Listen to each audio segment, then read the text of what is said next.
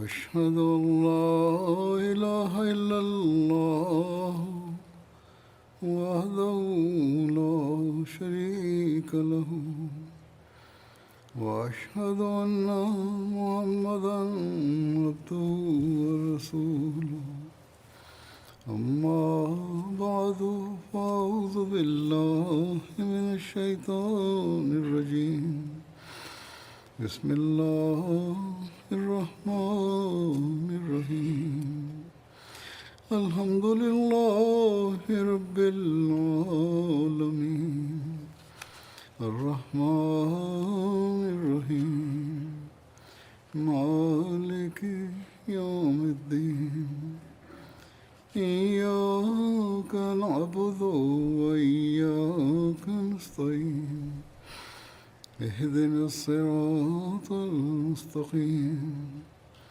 صراط الذين أنعمت عليهم غير المغضوب عليهم ولا الضالين.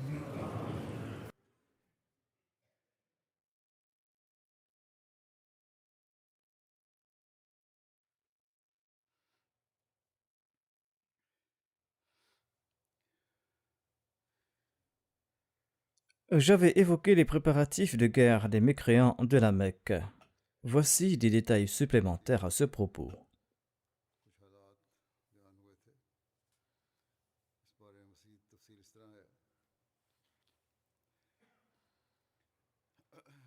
Umayya bin Khalf et Abu Lahab hésitaient à participer à la bataille de Badr quand les préparatifs étaient en cours.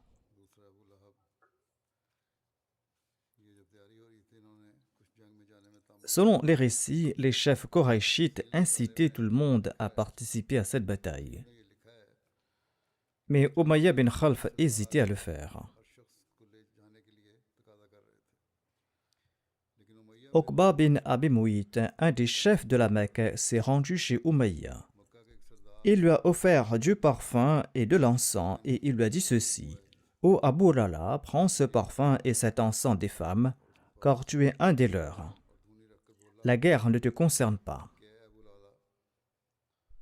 Selon un autre récit, Abu Jahl s'est rendu chez Umayya et il lui a dit ceci: Tu es un des chefs de la Mecque, tu es un des notables de la Mecque. Si les autres constatent ton absence pour la bataille, ils vont hésiter d'eux-mêmes. C'est pour cette raison que tu dois nous accompagner, même si tu rebrousses chemin après avoir parcouru quelques jours de voyage. En somme, Umayya avait peur de se rendre à la bataille parce que le saint prophète Mohammed lui avait fait une prédiction sur sa mort.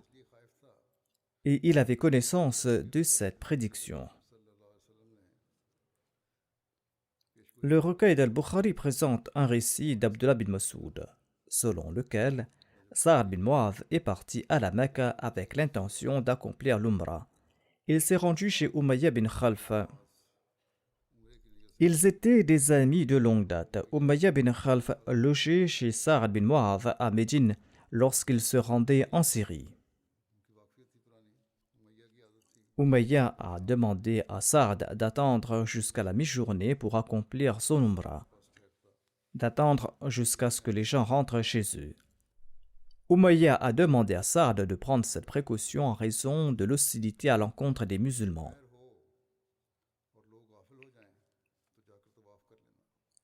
Pendant que Sa'ad faisait la tawaf de la Kaaba durant la mi-journée, Abu Jahl est passé par là.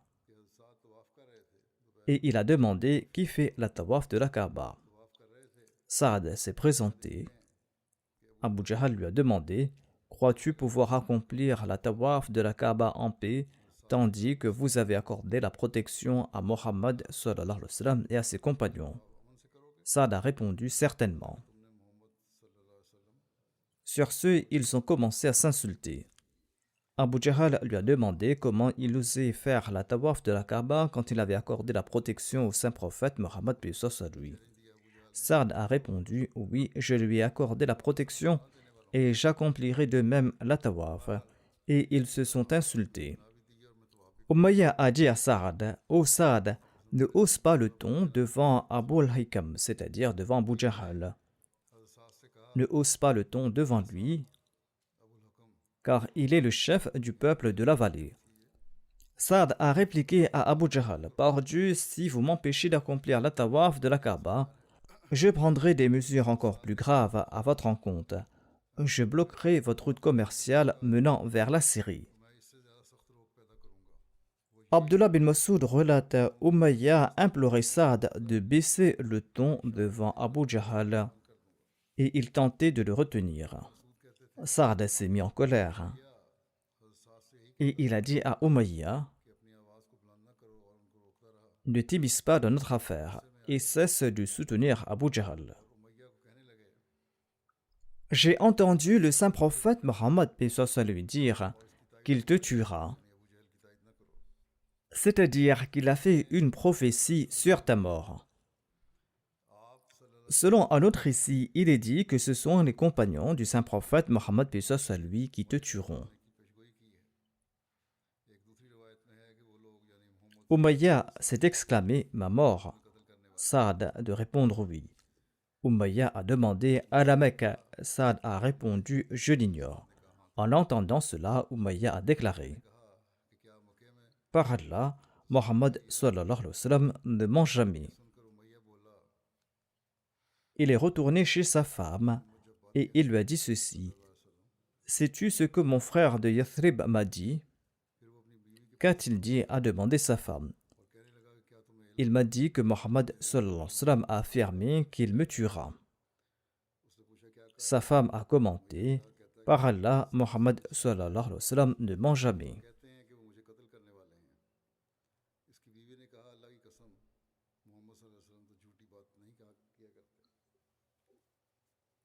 Ainsi, Umayya a pris peur de cette prophétie et il ne souhaitait pas livrer bataille contre les musulmans. Abdullah bin Masoud a commenté: quand les Mécois sont sortis pour la bataille de Badr et lorsqu'ils ont demandé la participation d'Umayya, la femme d'Umayya lui a dit ceci: as-tu oublié ce que ton frère de Yathrib t'avait dit? Umayya ne souhaitait pas se rendre à la bataille, mais Abu Jahl lui a dit ceci: tu es un des chefs de cette vallée. Accompagne-nous pendant quelques jours. Et il les a donc suivis pendant 2 jours. Et Allah lui a fait rencontrer sa mort. Certains biographes ont déclaré que le saint prophète Mohammed paix soit lui avait déclaré qu'il le tuera. Mais le saint prophète paix soit lui n'avait pas tué Umayya. Les exégètes expliquent que cet énoncé signifie que le saint prophète paix soit lui sera la cause de sa mort.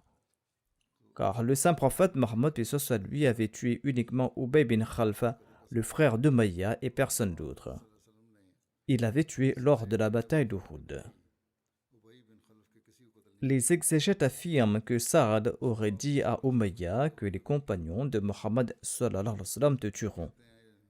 En effet, comme expliqué plus haut, les récits affirment que le saint prophète Mohammed paix soit lui ou ses compagnons tueront Umayya.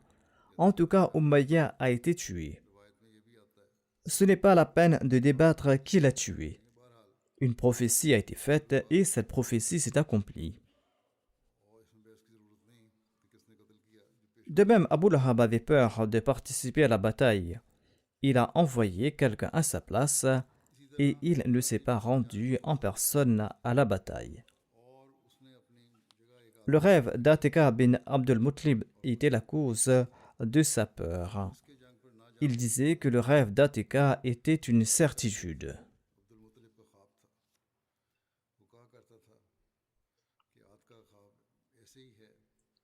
Hazrat Mirza Bashir Ahmad Sahib explique: 2 individus hésitaient à participer à la bataille, Abu Lahab et Umayya bin Khalf. Or, leur hésitation n'était pas due à une quelconque sympathie pour les musulmans. Abu Lahab avait pris peur suite au rêve de sa sœur Atika bin Abdul Muttalib, rêve qu'elle avait vu 3 jours avant l'arrivée de Damdam et qui indiquait la destruction des Qurayshites. Umayya bin Khalf craignait la prophétie du saint prophète Mohammed paix soit sur lui concernant sa mort, prophétie qu'il avait entendue de Sa'ad bin Mu'adh à la Mecque.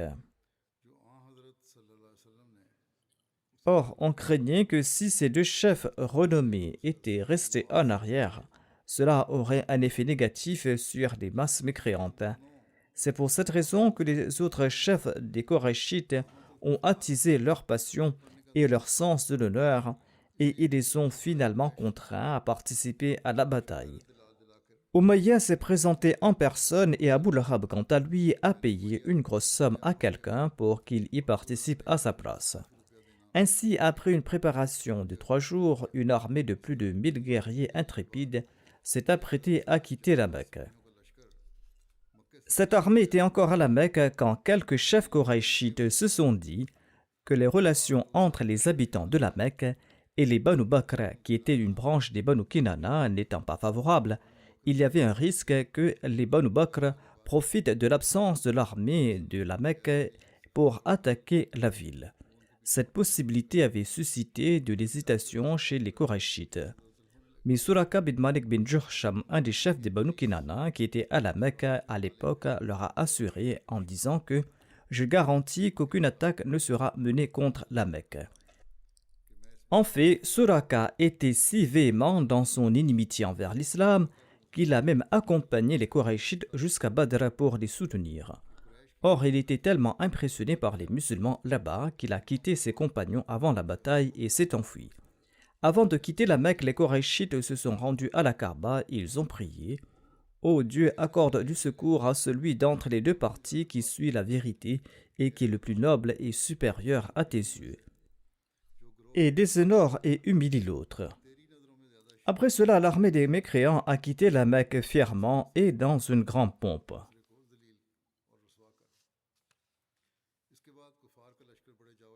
Ils avaient prié pour leur propre destruction. Au début, l'armée mécoise comptait 1300 guerriers. C'est ce que rapportent les récits, mais les Banu Zuhra et les Banu Adi se sont séparés de cette armée en cours de route. Ainsi, le nombre de l'armée des Korachites a été réduit à 950 ou à 1000 selon un récit. Ils disposaient également de 100 ou de 200 chevaux, de 700 chameaux et de 600 armures, et ils avaient à leur disposition un vaste arsenal d'armes contenant de nombreuses lances, épées, arcs et flèches.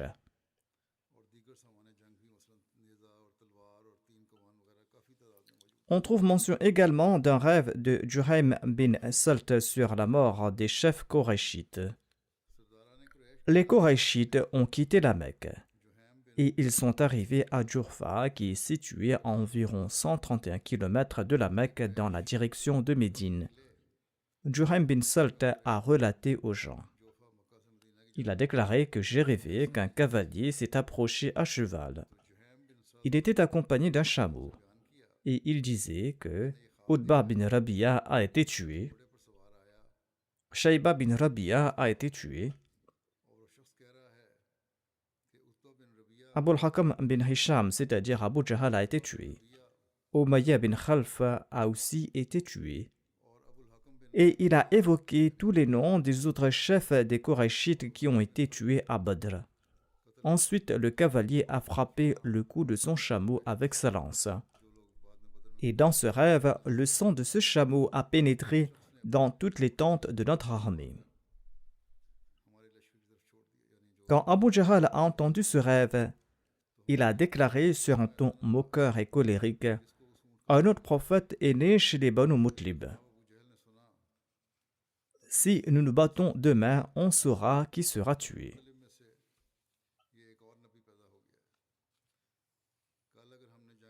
Comme expliqué plus haut, Abu Sufyan s'était échappé en prenant une autre route. Il a informé Abu Jahal que ce n'était plus la peine de livrer bataille et qu'il devait retourner à la Mecque.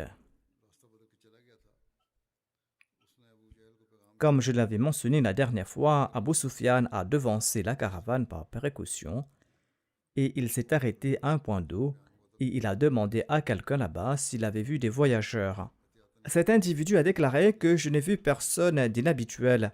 Mais 2 cavaliers avaient attelé leurs chameaux tout près d'une colline et ils sont partis avec de l'eau dans leur outre.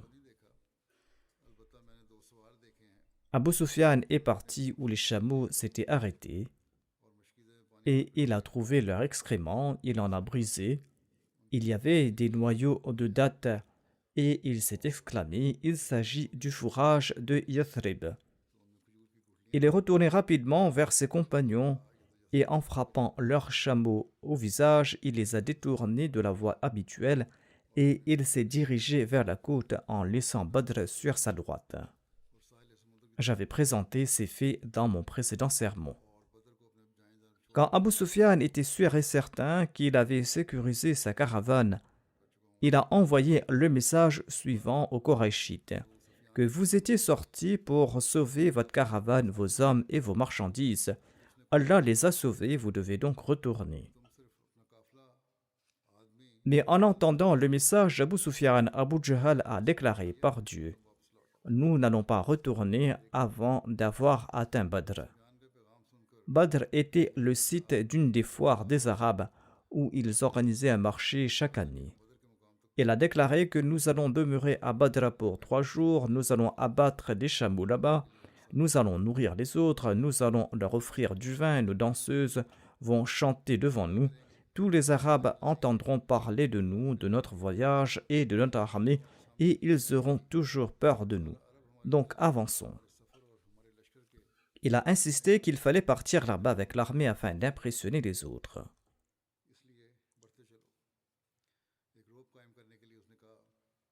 Ils étaient accompagnés de la tribu des Banu Zohra. Ces derniers ont décidé de retourner. Quand l'armée a reçu le message d'Abu Sufyan, Akhnas bin Sharik, qui était un allié des Banu Zohra, a déclaré: ô Banu Zohra, Allah a protégé vos marchandises et Allah a protégé votre compagnon, c'est-à-dire Marzaba bin Nawfal. Marzaba bin Nawfal faisait partie de la caravane d'Abu Sufyan. Il a déclaré que vous étiez sortis de chez vous pour sauver Marzaba et pour protéger vos biens. Vous pouvez m'accuser de lâcheté. Les gens diront qu'il était un lâche et qu'il a fui la guerre. Il a déclaré que vous pouvez m'accuser de lâcheté et retourner. Étant donné que vos marchandises ne sont plus en danger, ce n'est plus la peine de partir. Et ne vous laissez pas impressionner par le discours d'Abu Sufyan. Ainsi, ils sont retournés et aucun des Banu Zohra n'a participé à la bataille. De même, aucun homme des Banu Adi bin Ka'b n'est parti pour le combat et ils sont retournés. Ainsi, l'armée des Korachites a avancé. Talib, le fils d'Abu Talib, était également présent dans cette armée. Il a conversé avec certains des Korachites. Sur un ton moqueur, les Korachites ont déclaré: par Dieu, ô Banu Hashim, nous savons très bien que vous êtes sortis avec nous, mais vous nourrissez de la sympathie à l'égard de Mohammed sallallahu alayhi wa sallam. En entendant cela, Talib est retourné à la Mecque avec plusieurs de ses compagnons. Selon un récit, Talib bin Abu Talib a été contraint de se rendre à Badr avec les polythéistes. Mais il n'était ni parmi les prisonniers ni parmi les tués, et il n'est pas retourné chez lui non plus. Cette référence est tirée de la biographie de Tabri. Le reste de l'armée, réduit de 1300 à environ 1 millier, a continué le voyage. L'armée a campé derrière un monticule tout près de Badr.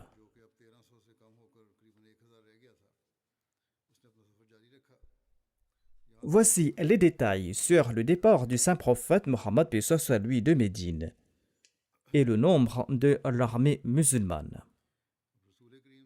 Le saint prophète Mohammed paix soit lui a quitté Médine le samedi 12 du Ramadan en l'an 2 de l'Hégire. Le saint prophète Mohammed paix soit lui était accompagné d'un peu plus de 300 hommes, dont 74 émigrants, et le reste comprenait des Ansar. C'était la toute première bataille à laquelle participaient les Ansar. Othman bin Affan avait reçu l'ordre du saint prophète Mohammed paix soit lui de demeurer à Médine, car son épouse Ruqayya, la fille du saint prophète paix soit lui, était malade. Selon un récit, Othman était malade, mais selon le récit le plus connu, c'était son épouse qui était malade. La plupart des récits fixent le nombre de musulmans à 313 dans cette bataille. Selon le Sahih al-Bukhari, Bara bin Azib relate ceci. On m'a dit que les compagnons du saint prophète Mohammed paix soit lui ayant participé à la bataille de Badr étaient aussi nombreux que les compagnons de Talut lorsqu'ils avaient traversé le fleuve, c'est-à-dire qu'ils étaient un peu plus de 310. Bara disait, par Dieu, seuls les croyants ont traversé le fleuve avec Talut. Selon un autre récit, le saint prophète Mohammed paix soit lui a ordonné de compter le nombre de compagnons. Après le décompte, on a informé le saint prophète Mohammed paix soit lui qu'il y en avait 313. Il en était très heureux et il a déclaré qu'ils étaient autant que les compagnons de Talut. Hadrat Muslim Maud évoque en ces termes le nombre de musulmans ayant participé à la bataille de Badr. 313 compagnons avaient participé à la bataille de Badr. Si au lieu de 313, ils étaient au nombre de 600 ou 700 et qu'ils incluaient également ses compagnons qui étaient à Médine, la bataille aurait été plus facile pour eux. Or, Dieu avait informé le saint prophète Mohammed paix soit lui à propos de cette bataille. Et il lui avait également interdit d'en parler à qui que ce soit. La raison en était que Dieu souhaitait accomplir certaines prédictions précédentes à travers cette bataille. Par exemple, le nombre de compagnons était de 313. Selon une prédiction de la Bible, Mohammed sallallahu alayhi wa sallam, le prophète de Dieu, et ses compagnons passeront par la même situation que le prophète Gédéon. 313 était le nombre des fidèles du prophète Gédéon quand il a combattu son ennemi. Si les compagnons avaient su qu'ils quittaient Médine pour livrer bataille, ils seraient tous sortis et leur nombre serait passé à plus de 313. Suite à cette sagesse, Dieu a maintenu cette affaire secrète afin que le nombre de compagnons ne puisse pas dépasser 313. Car le départ de ce nombre de compagnons pouvait accomplir la prophétie. Il était donc nécessaire de garder secret la participation à cette bataille. En arrivant sur le champ de bataille, les compagnons ont été informés qu'ils combattront l'armée des Korachites. Une femme nommée Waraka bint Naufal avait souhaité ardemment participer à la bataille. Quand l'envoyé d'Allah, paix soit lui, était sur le point de partir pour Badr, Waraka lui a demandé: Ô messager d'Allah, permettez-moi de partir au djihad, je prendrai soin des souffrants, peut-être qu'Allah me bénira par le martyre. L'envoyé d'Allah, paix soit lui a dit: reste dans ta maison et Allah t'accordera le martyre. Cette femme compagnon lisait le Saint-Coran et l'envoyé d'Allah avait l'habitude de lui rendre visite et il lui avait conféré le nom de Shahida et les autres musulmans l'appelaient par ce nom, c'est-à-dire Shahida. À l'époque du calife Omar un esclave et une femme esclave Waraka l'ont enveloppée dans un drap et l'ont rendue inconsciente, causant sa mort. Elle avait fait le vœu que cette esclave et cette domestique seraient libérées après sa mort. Les meurtriers ont été pendus sur l'ordre du calife Omar. Omar a déclaré que le messager d'Allah avait dit la vérité. Le saint prophète Mohammed paix soit lui disait souvent: venez avec moi pour rencontrer Shahida. Il avait l'habitude de se rendre chez elle et d'y emmener Omar et d'autres avec lui. Voici la description de la force de l'armée islamique. Selon un récit, les musulmans disposaient de 5 chevaux lors de cette bataille. Selon d'autres récits, l'armée musulmane ne comprenait que 2 chevaux, celui de Migdad et celui de Zubair. Ali rapporte que le jour de Badr, il n'y avait pas d'autres cavaliers hormis Migdad. Ainsi, le nombre maximum de chevaux, selon les récits, est de 5. Les musulmans disposaient de 60 armures et le nombre de chameaux était de 70 ou de 80. Les musulmans les montaient à tour de rôle. L'envoyé d'Allah, Ali et Marsad bin Abi Marsad, montaient à tour de rôle le même chameau. Quand ce fut le tour du saint prophète Mohammed paix soit lui de marcher, ses deux compagnons lui ont dit: Ô messager d'Allah, nous allons marcher à votre place. Vous pourrez demeurer sur la monture. Sur ce, l'envoyé d'Allah sallallahu alayhi wa sallam, a déclaré: Vous n'êtes pas plus fort que moi, et d'ailleurs j'ai autant besoin de récompense que vous deux pour cette expédition.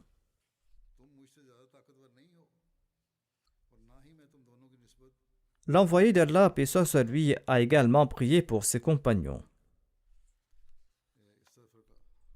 Selon les récits, au moment du départ d'un lieu, le saint prophète Mohammed paix soit lui a fait cette prière en faveur de ses compagnons. Ô Allah, ils s'en vont nu-pieds, accorde-leur des montures. Ils n'ont rien apporté, accorde-leur des vêtements. Ils sont affamés, nourris-les. Ils sont pauvres, enrichis-les de ta grâce. Cette prière a été exaucée. Parmi ceux qui revenaient de la bataille de Badr, celui qui avait besoin d'une monture en trouva un chameau ou deux. De même, ceux qui n'avaient pas de vêtements en ont reçu. Et ses compagnons ont obtenu suffisamment de provisions pour qu'il n'y ait plus de pénurie de nourriture et de boissons. De même, le rançonnement des prisonniers de guerre était si fructueux que chaque famille est devenue riche.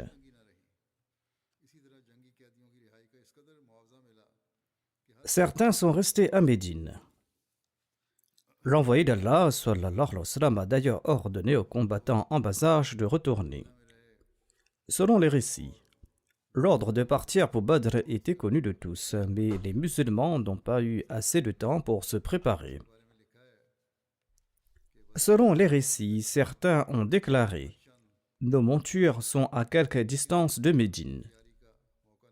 Donnez-nous la permission de les apporter.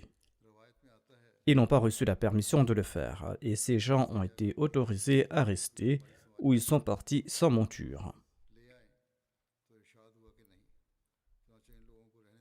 Il y avait certes une invitation générale, mais il y avait quand même des restrictions. Et le saint prophète Mohammed paix soit lui n'a pas donné du temps à quiconque la possibilité de se préparer, afin que les gens ne soient pas trop préparés. En tout cas, il y avait certaines personnes sincères qui ont reçu la permission de rester en arrière, à l'instar de Othman. De même, la mère d'Abu Umama bin Thalaba était malade, mais il a décidé de partir pour la bataille. L'envoyé d'Allah, paix soit lui a ordonné de rester avec sa mère malade. Et quand l'envoyé d'Allah, paix soit lui, est revenu de Badr, sa mère était décédée. Il s'est rendu sur sa tombe et il a prié pour elle. Sa'ad bin Ubada a préparé les gens avec beaucoup d'enthousiasme pour l'expédition. Il a été mordu par un serpent et il est resté à Médine. De même, le saint prophète Mohammed paix soit lui s'est arrêté à un endroit en cours de route. Et il a demandé aux combattants en bas âge de repartir. Parmi eux se trouvait Omar bin Abi Waqas. Lorsqu'il a entendu l'ordre que les enfants devaient retourner, il s'est mis à pleurer, sur quoi l'envoyé d'Allah, paix soit lui a permis de participer à la bataille. Ainsi donc, il a participé à la bataille et il est tombé un martyr. Parmi les jeunes combattants qui ont été renvoyés figuraient Oussama bin Zayd, Rafi bin Khadij, Bara bin Azib, Usayd bin Zuhair, Zayd bin Arqam et Zayd bin Thabit. Le Muslim Maud radhiyallahu déclare: Aujourd'hui, les gens cherchent des excuses et présentent des prétextes pour éviter des sacrifices en faveur de l'islam et de la foi. Quand vient le moment, ils disent qu'ils font face à telle difficulté ou qu'ils sont confrontés à tel obstacle. Mais grâce au pouvoir sanctifiant du saint prophète Mohammed paix soit lui, les musulmans étaient imbus d'un tel esprit de sacrifice que non seulement les hommes et les femmes adultes, même les enfants étaient imbus de cet esprit de sacrifice. À l'occasion de la bataille de Badr, le saint prophète Mohammed paix soit lui avait invité des compagnons afin qu'ils choisissent ceux qui sont aptes au combat. Les compagnons relatent qu'un jeune garçon s'est tenu debout parmi les autres dans l'excitation qu'il avait l'opportunité de sacrifier sa vie pour le bien de l'islam. Mais il était de courte taille comparé aux autres, et il risquait de ne pas être choisi parmi les combattants. Et il s'est tenu sur la pointe des pieds, et il a soulevé ses talons pour paraître plus grand. Et il se gonflait la poitrine pour ne pas être considéré comme faible. L'envoyé d'Allah sallallahu alayhi wa sallam a déclaré qu'aucun garçon de moins de 15 ans ne sera enrôlé dans l'armée. Quand l'envoyé d'Allah, paix soit lui, est passé à côté de lui, il a dit que c'est un enfant qui lui a demandé de se lever. Retirez-le. Si pareil événement se produit aujourd'hui, peut-être qu'un tel enfant aurait sauté de joie en disant que j'ai été sauvé. Et quand cet enfant a été écarté, il a tellement pleuré que l'envoyé d'Allah, paix soit lui, a ressenti de la compassion et il a déclaré on va le prendre. Voici les détails sur celui que le saint prophète Mohammed lui avait nommé émir de Médine en son absence. En partance, le saint prophète Mohammed lui avait nommé Abdullah bin Maktoum le chef de Médine. Mais quand le saint prophète lui est arrivé à Rawha, qui est situé à environ 58 km de Médine, il a envoyé Abu Lubaba bin Abdil Munzir pour le remplacer. Étant donné que Abdullah bin Maktoum était aveugle, et que l'arrivée de l'armée koraïchite exigeait une administration efficace. Ainsi donc, le saint prophète Mohammed lui a déclaré qu'Abdullah bin Maktoum officiera en tant qu'imam de la Salah et qu'Abu Lubaba bin Abdel Munzir sera quant à lui responsable de l'administration. Le saint prophète Mohammed lui a choisi Asim bin Adi comme le chef de la partie haute de Médine et de Kouba. Voici les détails au sujet du drapeau de l'armée islamique. L'envoyé d'Allah sallallahu alayhi wa sallam avait confié le drapeau de l'armée islamique à Moussa bin Umair. Ce drapeau était de couleur blanche. Il y avait aussi 2 drapeaux noirs, dont l'un était porté par Ali, qui s'appelait Uqab. Ce drapeau a été fabriqué à partir du voile d'Aïcha radhiyallahu anha. Et l'autre drapeau était tenu par un compagnon Ansari. Selon un récit, l'armée islamique disposait de 3 drapeaux. Le drapeau des émigrants était détenu par Moussa bin Umair. Khubayb bin Munzir portait le drapeau de la tribu Khazraj et Sa'd bin Mu'adh portait le drapeau de la tribu Aus.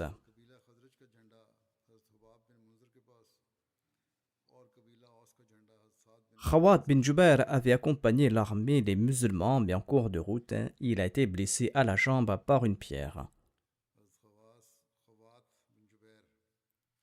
Il était incapable de marcher en raison du saignement. Il est donc retourné à Médine. L'envoyé d'Allah, paix soit lui a réservé une part du butin. Selon certains érudits, il avait participé à la bataille de Badr, mais selon un récit authentique, il était retourné à Médine. Le saint prophète Mohammed paix soit lui avait refusé l'aide des polythéistes. Un certain Habib bin Youssaf de Médine était un homme très fort et courageux. Il appartenait à la tribu Khazraj et il n'avait pas embrassé l'islam jusqu'à la bataille de Badr.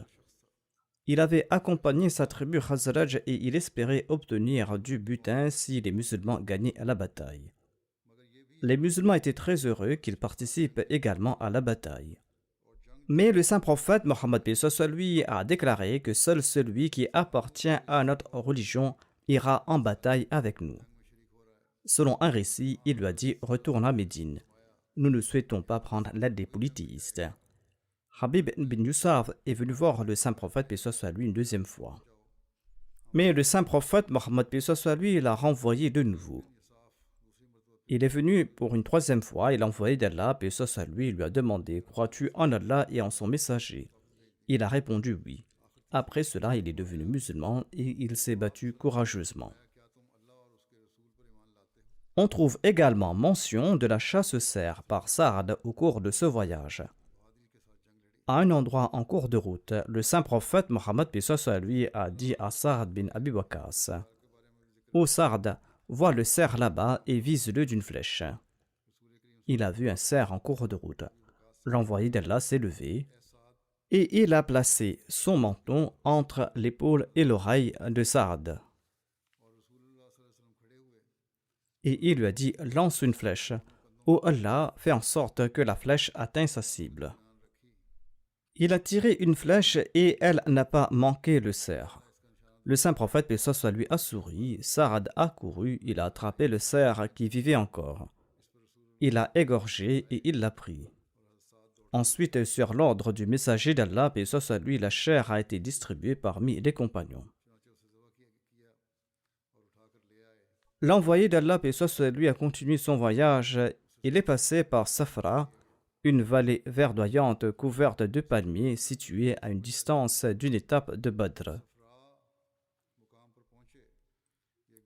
De là, le saint prophète, paix soit sur lui, a voulu connaître les mouvements d'Abu Sufyan. Il a envoyé 2 hommes à Badr pour obtenir des renseignements à son sujet et il a continué à avancer avec l'armée jusqu'à traverser une vallée appelée Zafran qui est située tout près de la vallée de Safra. Ces 2 individus envoyés par le saint prophète Mohammed lui pour obtenir des informations sur Abu Sufyan se sont dirigés vers Badr. Là-bas, ils ont arrêté leurs chameaux tout près d'un monticule à côté d'un point d'eau. Ensuite, ils ont pris leurs outres et ils ont commencé à les remplir d'eau. Ils ont entendu les voix de 2 filles qui venaient vers le point d'eau en se tenant l'une et l'autre. L'une disait à l'autre: la caravane viendra demain ou après-demain, je travaillerai pour eux et je te rembourserai. Outre ces filles, un homme était également présent et il a dit: vous dites la vérité. Et les hommes envoyés par le saint prophète Mohammed lui ont entendu ces propos.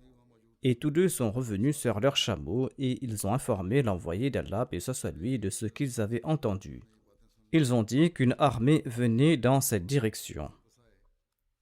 Le saint prophète Mohammed lui était encore plus vigilant lorsqu'il a reçu cette nouvelle. Inch'Allah, je présenterai les détails restants plus tard.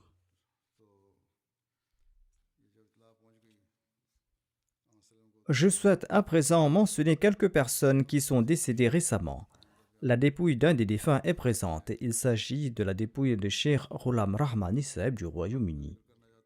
Il est décédé récemment à l'âge de 92 ans. Inna lillahi wa inna ilayhi raji'un. Il était le fils de Hazrat Cheikh Ghulam Jilani Saheb d'Amritsar.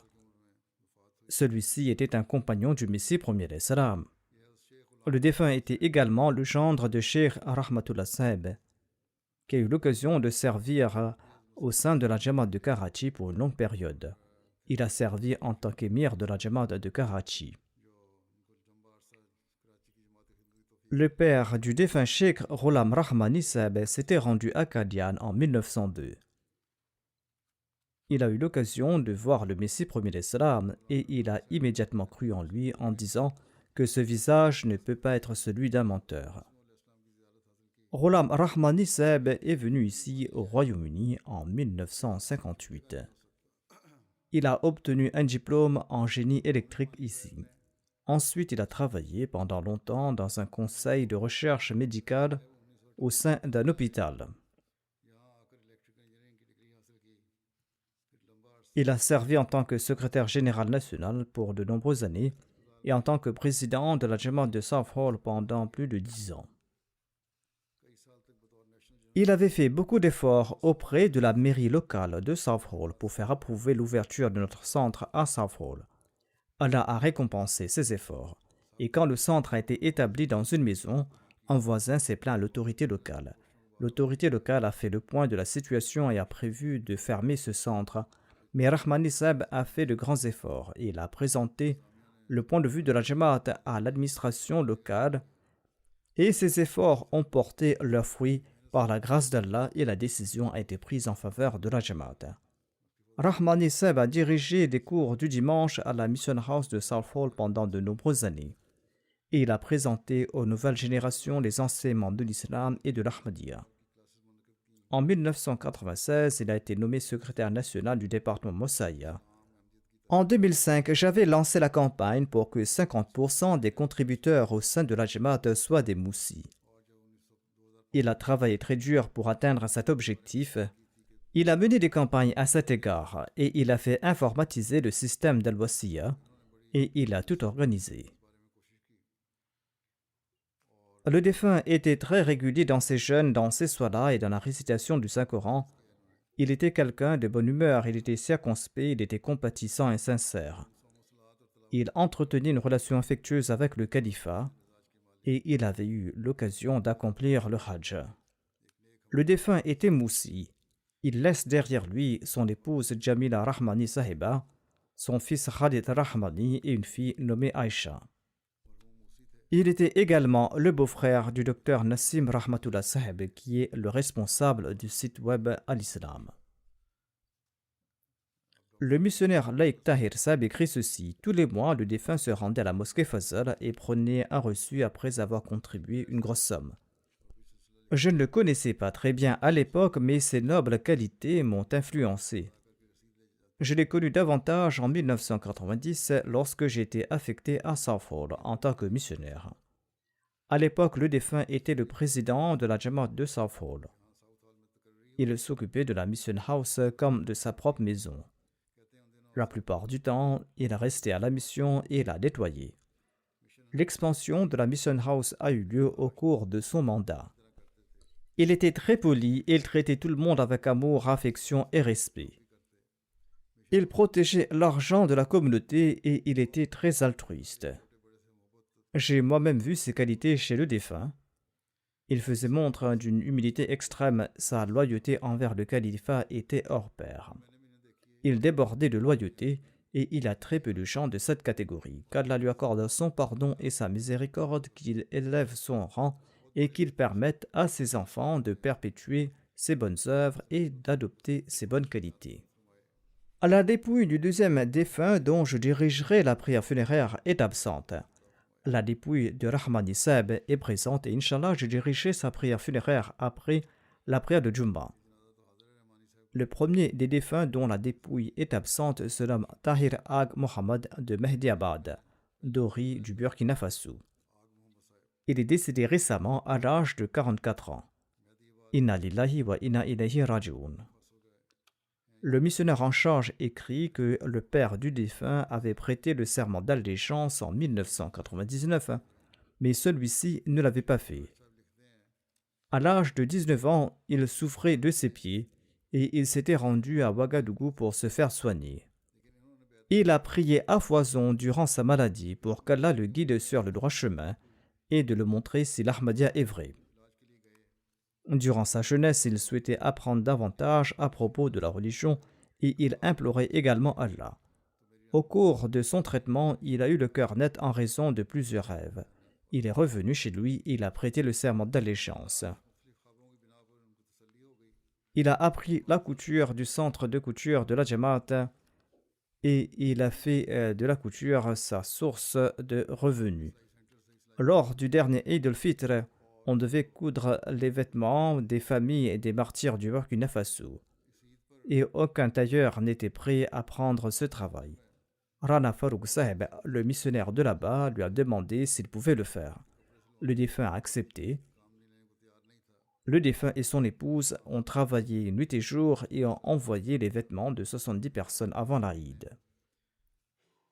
Le défunt était féru de prédication et ses propos étaient très profonds.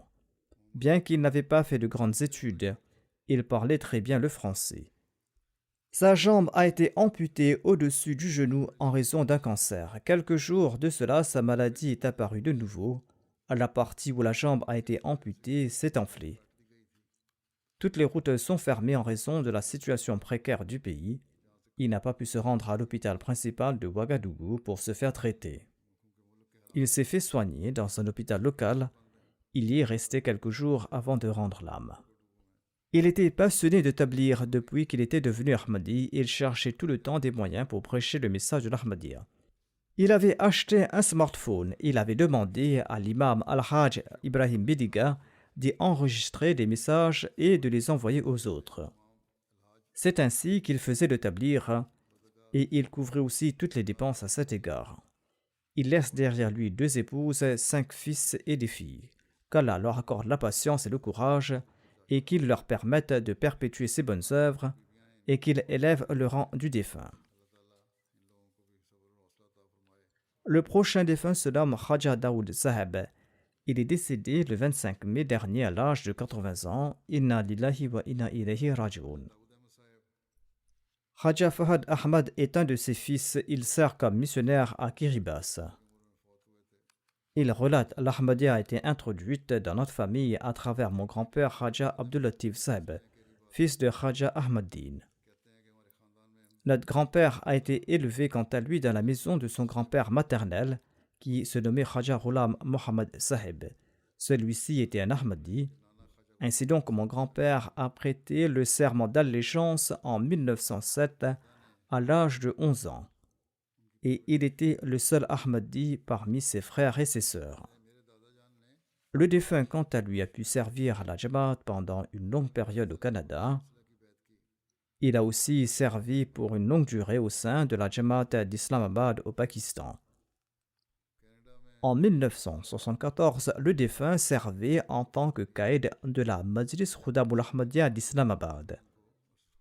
Et en cette qualité, il a eu l'occasion de servir le troisième calife quand celui-ci visitait l'Assemblée nationale du Pakistan. Feu le troisième calife, qu'Allah lui fasse miséricorde, a également exprimé sa joie à son sujet. Le défunt était ingénieur civil de profession. Il nourrissait une grande affection et une grande dévotion à l'égard du califat. Il servait de son mieux la communauté. Au moment de son décès, il se trouvait au centre local de la Jamaat et il participait à une rencontre de la Jamaat. Peu de temps avant de rentrer chez lui en voiture, il a ressenti de la douleur à la poitrine. Et après quelques minutes, il s'est présenté à son Seigneur. Inna lillahi wa inna ilayhi raji'un. Le défunt était moussi. Outre sa femme, il laisse derrière lui 4 fils et une fille. Comme je l'ai dit, un de ses fils est Waqf Zindagi. Il sert comme missionnaire à Kiribati.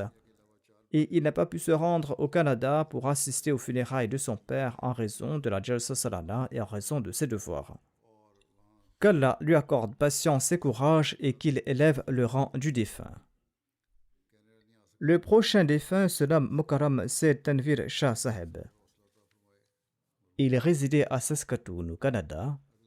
Il est décédé récemment au Paraguay, où il s'était rendu pour servir sous l'égide du plan Waqf Arzi. Inna lillahi wa inna ilayhi raji'un. Son fils unique se nomme Sayyid Raza Shah et il sert comme missionnaire. Farouk Khanum Sahiba, la mère de Tanvir Shah, est venue du Turkestan avec son frère Haji Junurullah et avec sa mère pour prêter le serment d'allégeance à Qadian.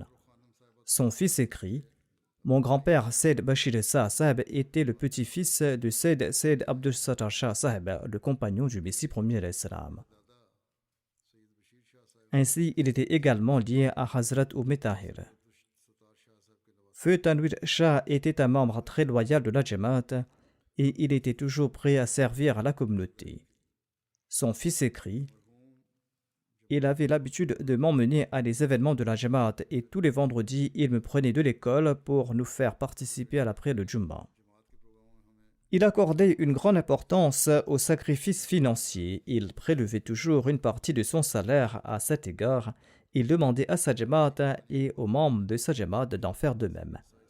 Il avait une grande passion pour la prédication. Souvent, il nous recommandait de trouver des moyens pour prêcher le message de la Jamaat.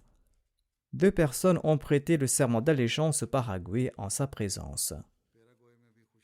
Il se contentait de ce qu'il avait. Cette qualité a atteint son apogée en sa personne. Il n'a jamais voulu la richesse. Il n'en était pas avide. Il a toujours été reconnaissant pour ce qu'Allah lui a accordé. Il plaçait sa confiance en Dieu et il avait la certitude qu'Allah comblera ses besoins. Et quand il faisait face à une difficulté, il nous demandait de prier et disait qu'Allah s'en occupera. Et Allah s'en occupait. Son fils ajoute: il me disait à maintes reprises de comprendre ma responsabilité en tant que missionnaire et de travailler sincèrement. Son épouse déclare: nous avons vécu ensemble pendant 49 ans et je n'ai constaté aucun manquement chez lui. Il nourrissait une grande affection et une grande loyauté à l'égard du califat et il encourageait ses enfants à en faire de même. Il marchait sur le droit chemin et il encourageait ses enfants à en faire de même. Au cours de notre vie, il n'a jamais parlé en mal de personne. Il était très attentionné à l'égard de sa belle famille. Et chaque fois que ma mère avait besoin de moi, il m'envoyait avec joie chez elle. Abdul Nour Batin, le missionnaire du Paraguay, relate ceci. Le défunt a eu l'occasion de servir en différentes capacités au sein de la Jamaat du Canada, mais il n'a jamais fait montre de fierté ni d'un sens de supériorité à cet égard. Il aimait beaucoup servir la Jamaat et partout où il se rendait, il a toujours rempli ses fonctions avec beaucoup d'amour. Sa personnalité a eu une forte influence sur la jeunesse de la Jamaat du Paraguay. Il a enseigné aux jeunes la patience, la gentillesse et l'hospitalité. Habibur Rahman, qui est le président de la Jamaat de Regina, déclare que le défunt était un serviteur très sincère de la Jamaat. Il avait toujours un sourire au visage, il n'était jamais en colère. Il était très doux et traitait le personnel avec beaucoup d'amour. Je n'ai jamais vu de la fatigue chez lui en raison de ses services à l'égard de la Jamaat. Il semblait qu'il était toujours en quête du plaisir de son Seigneur et il avait un grand amour pour le califat. Elias Olivier Saheb est un nouveau converti du Paraguay. Il déclare que je l'ai connu brièvement, mais au cours de ce laps de temps très court, il a laissé un grand héritage pour moi et mes amis qui sont nouveaux sur la voie de l'islam. Le défunt nous a appris ce qu'est la patience. Il nous a appris à être serviable, à être bienveillant et bon en tout moment. Il nous a aussi enseigné qu'il n'est pas nécessaire de parler pour enseigner quelque chose à quelqu'un si vous lui rendez un service. C'est-à-dire qu'il n'est pas nécessaire de parler pour enseigner quelque chose. Servir autrui servira d'enseignement et sera un moyen pour prêcher notre message. Qu'Allah accorde son pardon au défunt et qu'Allah lui accorde sa miséricorde et qu'Allah accorde patience et courage à ses enfants et qu'il leur permette de perpétuer ses bonnes œuvres. Rana Mohammad Zafullah Khan Saheb était missionnaire. Quant à lui, il est décédé récemment. Il était le fils de Rana Ataullah Khan Saheb. Il est décédé vers la fin du mois d'avril. Inna lillahi wa inna ilayhi rajoun. L'Ahmadiyya a été introduit dans sa famille à travers son grand-père Rana Aladdin Saheb. Il avait prêté le serment d'allégeance sur les mains du Muslim Maud en 1931. Après son serment d'allégeance, le défunt a dû subir une opposition très sévère. D'aucuns parmi ses proches ont apostasié en raison de cette opposition. Mais le défunt, quant à lui, est demeuré ferme sur la voie de l'Ahmadiyya et il n'a cessé de prêcher le message de la communauté. Rana Zafullah Saheb a complété ses études de la Jamia en 1987 et il a eu l'occasion de servir la communauté pendant 36 années consécutives. Il a servi comme missionnaire dans différentes régions. Syed Ni'matullah Saheb est un Afghan. Il sert aujourd'hui comme missionnaire au Ghana. Il déclare que le défunt vivait à Achipaya à Peshawar, où nous avons émigré d'Afghanistan. Cela date de 1999 ou l'an 2000. Le défunt était une personne très simple et humble. Il travaillait très dur, il était très aimant et sincère. Et il a conféré de grandes faveurs à la Jamaat de l'Afghanistan. C'est grâce à lui que nous trois qui sommes afghans, nous sommes devenus missionnaires. Il avait une grande sympathie à l'égard des pauvres et il les aidait discrètement.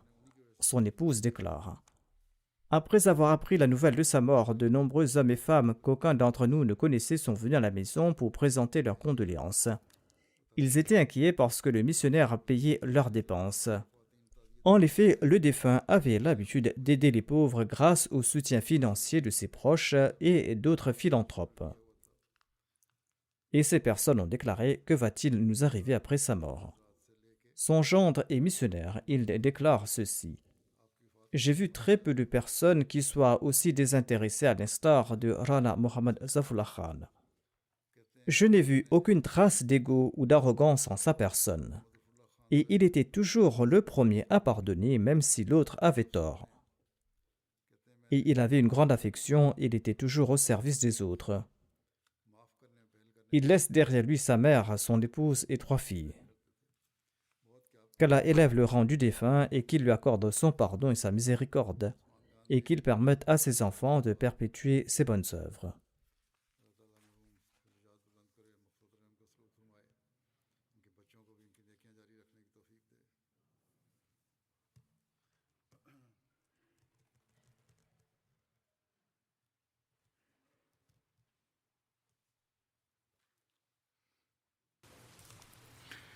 الحمد لله الحمد لله نحمده ونستعينه ونستغفره ونؤمن به ونتوكل عليه ونعوذ بالله من شرور أنفسنا ومن سيئات أعمالنا من يهده الله فلا مضل له ومن يضلل فلا هادي له ونشهد أن لا إله إلا الله ونشهد أن محمدا عبده ورسوله عباد الله رحمكم الله إن الله يأمر بالعدل والإحسان وإيتاء ذي القربى